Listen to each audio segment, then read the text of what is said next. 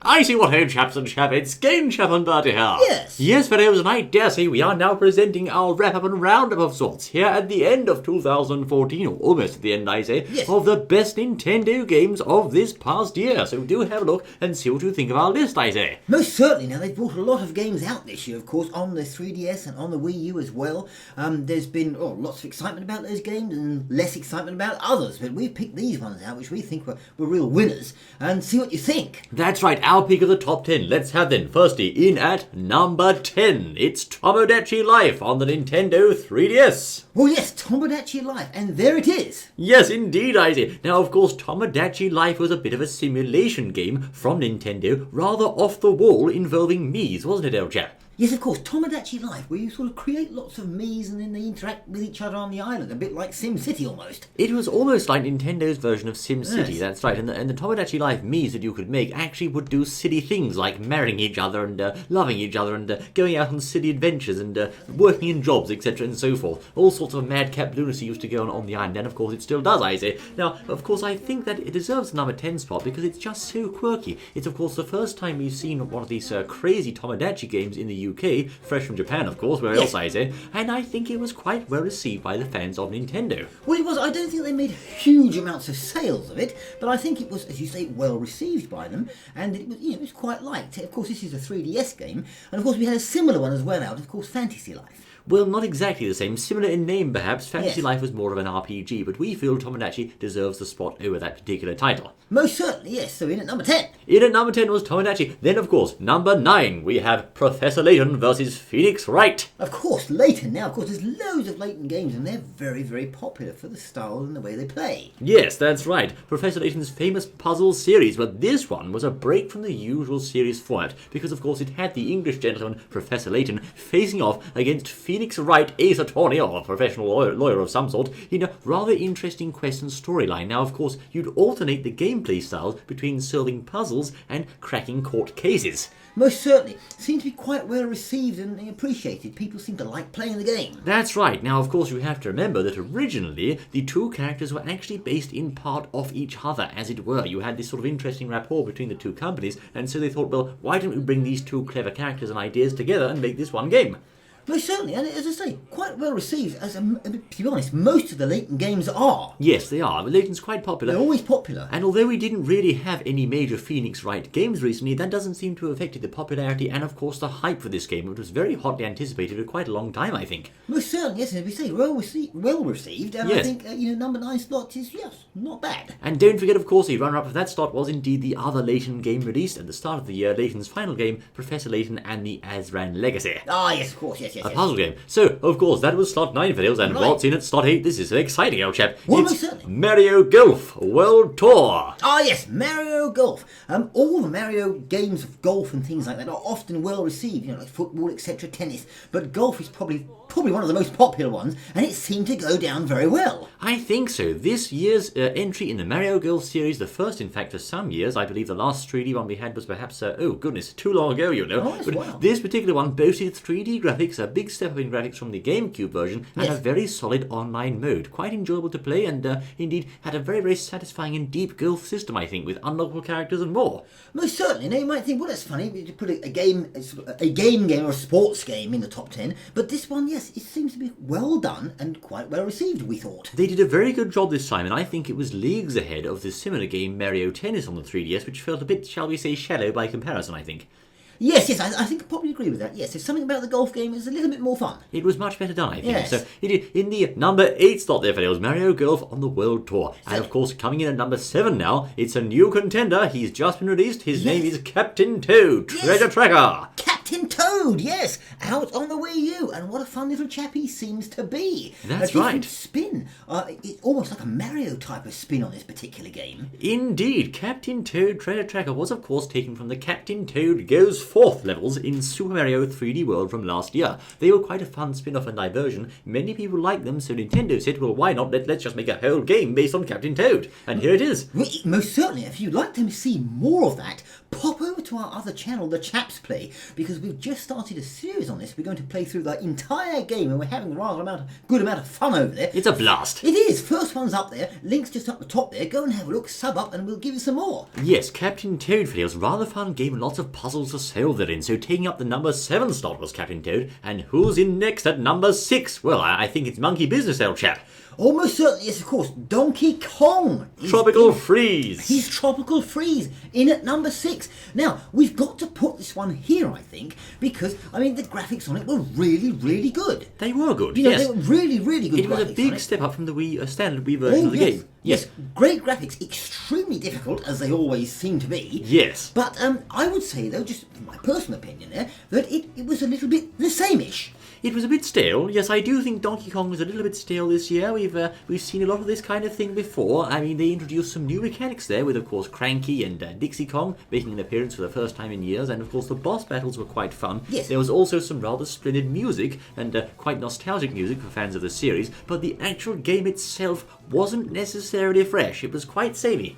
Exactly, yes, it was, and I think some people would probably agree with that. It's very, very samey, as we said, but the graphics were there, the gameplay was there, very difficult, so yes. And at the end of the day, you can't argue with Donkey Kong on the Wii U, so it does deserve that number 6 slot, I think, old chap. Yes, I think so, yes. There's DK for you fellows. He goes back in his barrel now, for it's time for yes. number 5, and of course we can't forget this one, in at a solid number 5, Pokémon. Yes, indeed, on the 3DS, you know. Most certainly. Amiga Ruby and Alpha Sapphire. Yes, indeed. Now, of course, both well-received games, as they always are, and always seem to be extremely popular. Yes, an enduring series that no doubt has legions and legions of fans, and this year's entry in the series was no different, extremely popular. Although, I understand at one point, it did stir up a bit of a meme on the internet, old chap, because someone said it had too much water, I think.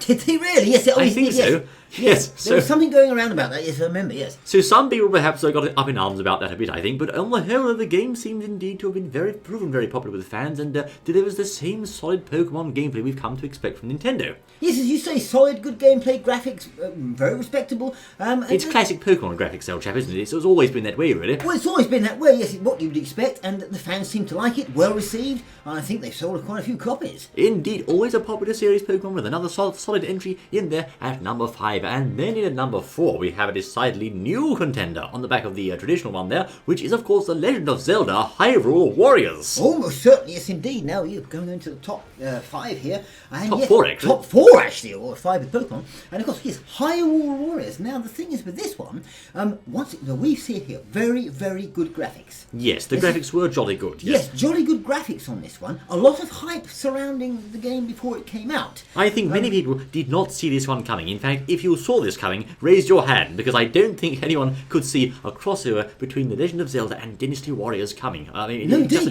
such an interesting and quirky idea from Nintendo there. It was, yes, as hacking and slashing all the way through, using the popular characters from Zelda. You can play as Link, you can play as Zelda, Ganondorf, yes. you can play as Midna, you can play as all these wonderful characters and actually hack your way through legions and legions of classic Zelda enemies. A very good idea, I think. Yes, most certainly. Now, some people have said it was a bit hacky and slashy, just going through the same thing, hack more, me next sort of thing.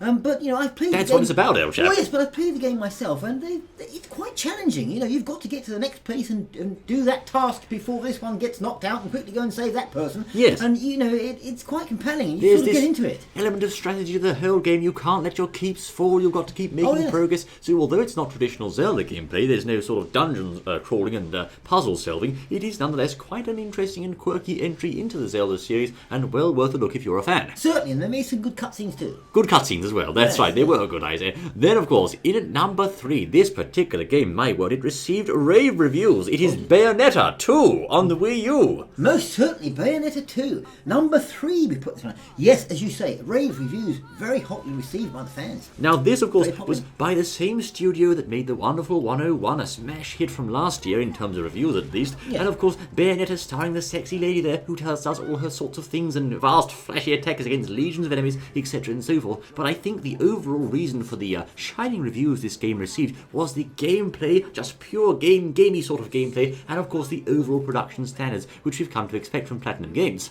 Yes, most certainly, yes. The production standards were very high on this one, which is why I think was one of the reasons it was popularly received. It was well received, although unfortunately, despite how well produced the game was, I don't think it actually got that many sales, old chap. Well, I don't know. It was hotly received by those that bought it. Must have been, because it got very good reviews. Indeed, those that saw and played the game were very happy, but a bit like last year's Wonderful 101, perhaps it didn't sell too well, which is a bit of a shame, really, because we've seen some very good games here potentially go to waste. It's not much good, you know. Well, most certainly, yes. I mean, we're not on that now, but 101, yes, last year. I mean, what an extremely well bolted together game, and very, very well done indeed. But unfortunately, sort of a lot of time and effort put in without the the return on the back end. But and still, maybe they thought that Bayonetta could save the day with her looks here, but it seems she hasn't been able to do that either. So perhaps as the Wii U sells more consoles, we may see more sales to this type of game. And that brings us on to number 2, fellows. Start your engines, ladies and gentlemen. It's Mario Kart 8. yes, of course. In at number 2, Mario Kart 8. And what a game! Yes, indeed, Isaac. The latest entry in the kart racing series, wildly popular as always, and this time we had a really well-presented game. The overall presentation was lavish, you know. Most certainly. Lavish is a very good description, I think. I mean, plenty of courses in there, loads of new characters to play. Of course, they're adding DLC onto it, and I have to say, from my point of view, the graphics absolutely wonderful. Really well done. Very Much well produced. than what we saw on the Wii, and I think it's a better game than the Wii one. Far better, I think. Yes, there was an interesting twist this time, of course, because now you can only have one item at any one time. You can't actually drag items behind you anymore and then pick another one up from a box, you see. You can only hold one item at a time. That does change the way the game works quite a lot. Yes. It's perhaps a bit slower paced and more focused on the racing skill as opposed to the items, but certainly, if you're looking for a Mario Kart game to play this year or next year, that is the one to play. There's no other ones over that, old chap. Oh, and there certainly is indeed. I just wanted to pick up on what you said there about the skills involved. It does take a lot of skill to play the game and actually win. Whereas before, in the other one, it was all mainly about the items. If you get items, just knock people out very easily. But this one, yes, there's items in it, but you do need to use skill to actually win, which adds a nice element to it. It's quite an interesting and unusual change for this series, and that combined with the graphics makes this a prime contender for the number 2 spot. And of course, in number 1, yes indeed, the best Nintendo game of the year, the crown and title has to go to Super Smash Brothers, you know. Yes, it is! Super Smash Brothers! Yes, it has to be, most certainly. Super Smash Brothers. Of course, both on the 3DS and then on the Wii U. That's right, first on the 3DS and then on the Wii U, and I think it can be argued quite safely that the Wii U one is the superior of the two. Oh, no doubt about that. Yes, certainly. Way superior in many, many different ways and lots of different things you can do on it. But once again, gameplay excellent, the presentation excellent, all that they've done very, very good indeed on this game. Mr. Sakurai poured his whole soul into this game. For goodness only knows how many months he worked his fingers to the bone. There's brand new characters. I think there's 14 newcomers. There's a huge array of stages to play on, lots of modes both online and offline to keep you busy. The graphics are the best we've seen yet, and certainly I think this is the best Super Smash Bros. Game to date and very deserving of our title of the best Nintendo game of 2014. Most certainly number 1 on the list, and I think a lot of people will agree with that. We said, yes, he put his heart into it. They should have done. They're supposed to do that. They've got to please the fans. And they certainly have done with this one. Certainly, old boy. And with more DLC on the way, this game is certainly not done yet. It has an exciting future ahead of it, I think. Most certainly it has. So what do you think? We've got the list there. We've put them down. What do you think about those games? Tell us. Let us know. Indeed, Vale. Let us know your thoughts on the list. What was your favourite game this year? What do you think was the best game this year? What was the most unappreciated game this year? Etc. and so forth. Goodness me. It's been quite a good year for Nintendo games, I think, old chap. I'm looking forward to next year. It most certainly has, yes indeed. And as you say, we're at the end of the year, but Nintendo, they're not slowing up. They've got loads coming out next year as well. Exciting titles, some we've reported on already, but it's going to be a fun year, yes. It is, old boy, but indeed this has been Game Chairman Buddy bringing you the best games of 2014. Thank you for joining us, I say. And we look forward to seeing you once more the next exciting outing, my word. Until then.